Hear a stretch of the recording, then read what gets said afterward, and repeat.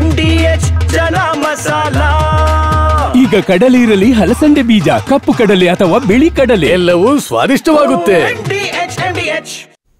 ಯತ್ನಾಳ್ ಸಚಿವ ಶಿವಾನಂದ ಪಾಟೀಲ್ ನಡುವೆ ರಾಜೀನಾಮೆ ಸವಾಲು. ಷರತ್ತು ಹಾಕಿ ನಿನ್ನೆ ಶಾಸಕ ಸ್ಥಾನಕ್ಕೆ ಶಿವಾನಂದ ಪಾಟೀಲ್ ರಾಜೀನಾಮೆ.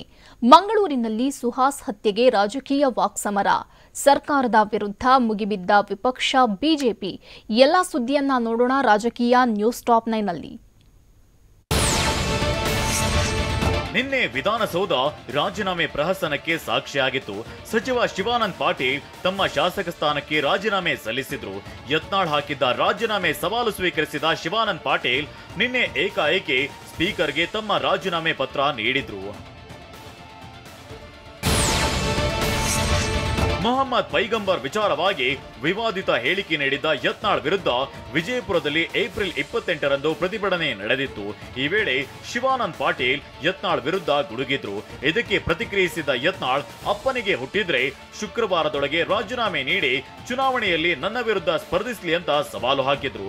ಈ ಸವಾಲು ಸ್ವೀಕರಿಸಿದ ಶಿವಾನಂದ ಪಾಟೀಲ್ ರಾಜೀನಾಮೆ ನೀಡಿದ್ರು. ನೀವು ನನ್ನ ವಿರುದ್ಧ ನಿಲ್ಲು ಅಂತ ಹೇಳಿದ್ದೀರಿ.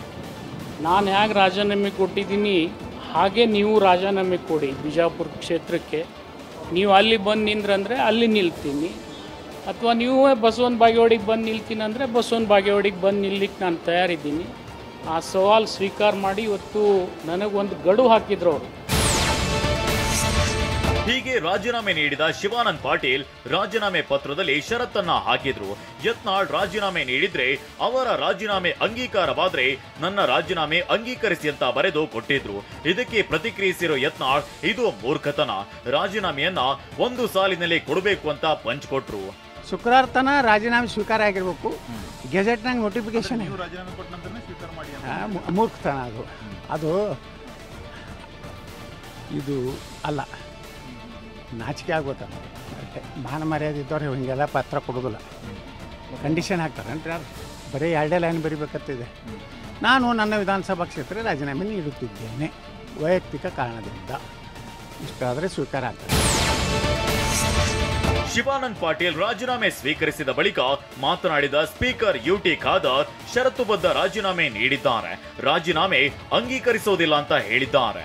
ಯತ್ನಾಳ್ ಅವರ ರಾಜೀನಾಮೆಯನ್ನು ವಿಧಾನಸಭೆ ಸಚಿವಾಲಯವು ಇದುವರೆಗೆ ಸ್ವೀಕರಿಸುವುದಿಲ್ಲವೆಂದು ನಾನು ಶ್ರೀ ಶಿವಾನಂದ ಪಾಟೀಲ್ಗೆ ತಿಳಿಸಿದ್ದೇನೆ. ಈ ಹಿನ್ನೆಲೆಯಲ್ಲಿ ವಿಧಾನಸಭೆಯ ನಿಯಮಗಳ ಪ್ರಕಾರ ಶ್ರೀ ಶಿವಾನಂದ ಪಾಟೀಲ್ ಅವರ ಷರತ್ತುಬದ್ಧ ರಾಜೀನಾಮೆಯನ್ನು ಅಂಗೀಕರಿಸಲು ಸಾಧ್ಯವಿಲ್ಲದವರಿಗೆ ಮನವರಿಕೆ ಮಾಡಿಕೊಡಲಾಗಿದೆ. ಶಿವಾನಂದ ಪಾಟೀಲ್ ಹಾಗೂ ಯತ್ನಾಳ್ ನಡುವಿನ ರಾಜಕೀಯ ವೈರತ್ವ ಹೊಸದೇನವಲ್ಲ. ಈ ಹಿಂದೆ ವಿಜಯಪುರ ಡಿಸಿಸಿ ಬ್ಯಾಂಕ್, ಹಿರೇಬೇವನೂರ ಸಕ್ಕರೆ ಕಾರ್ಖಾನೆ ವಿಚಾರವಾಗಿ ಇಬ್ಬರ ನಡುವೆ ಕೋಲ್ಡ್ ವಾರ್ ನಡೆದಿತ್ತು. ದಶಕದ ಹಿಂದೆ ಜಿಲ್ಲೆಯ ನೀರಾವರಿ ವಿಚಾರವಾಗಿ ಉಭಯ ನಾಯಕರು ಸಾರ್ವಜನಿಕವಾಗಿ ಕೈ ಮಿಲಾಯಿಸುವ ಹಂತಕ್ಕೆ ಹೋಗಿದ್ರು. ಸುಹಾಸ್ ಶೆಟ್ಟಿ ಮೃತದೇಹವನ್ನ ಇಡೀ ದಿನ ಬಿಜೆಪಿ ನಾಯಕರು ಮಂಗಳೂರಿನಲ್ಲಿ ಮೆರವಣಿಗೆ ಮಾಡಿದ್ರು. ಬೆಂಗಳೂರಿನಿಂದ ವಿಶೇಷ ವಿಮಾನದಲ್ಲಿ ಮಂಗಳೂರಿಗೆ ತೆರಳಿದ ಆರ್ ಅಶೋಕ್, ವಿಜಯೇಂದ್ರ ಸುಹಾಸ್ ಶೆಟ್ಟಿ ಅಂತ್ಯಕ್ರಿಯೆಯಲ್ಲಿ ಭಾಗಿಯಾದ್ರು. ಸುಹಾಸ್ ಕುಟುಂಬಕ್ಕೆ ಬಿಜೆಪಿ ವತಿಯಿಂದ 25 ಲಕ್ಷ ರೂಪಾಯಿ ಪರಿಹಾರವನ್ನ ಘೋಷಿಸಿದ್ರು. ಬಿಜೆಪಿ ನಾಯಕರ ವಾಗ್ದಾಳಿಗೆ ಪ್ರತಿಕ್ರಿಯಿಸಿರೋ ಡಿಸಿಎಂ ಡಿಕೆ ಶಿವಕುಮಾರ್, ಬಿಜೆಪಿಯವರು ರಾಜಕಾರಣ ಮಾಡ್ತಿದ್ದಾರೆ, ಕರ್ನಾಟಕ ಶಾಂತಿಯಿಂದ ಇರಲು ಸಹಕರಿಸಬೇಕು ಅಂತ ಹೇಳಿದ್ದಾರೆ. ಬಿಜೆಪಿಯವರೆಲ್ಲ ಪೊಲಿಟಿಕಲೈಸ್ ಮಾಡ್ತಾ ಇದ್ದಾರೆ. ಕರ್ನಾಟಕ ರಾಜ್ಯ ಶಾಂತಿಯಿಂದ ಇದೆ, ಶಾಂತಿಯಿಂದ ಇರಕ್ಕೆ ಬಿಜೆಪಿಯವರು ಸಹಕಾರ ಕೊಡಬೇಕು. ಶಾಂತಿ ಕೆಡಿಸ್ಬೇಕು ಅಂದ್ರೆ ಇವೆಲ್ಲ ಮಾತಾಡಬೇಕು.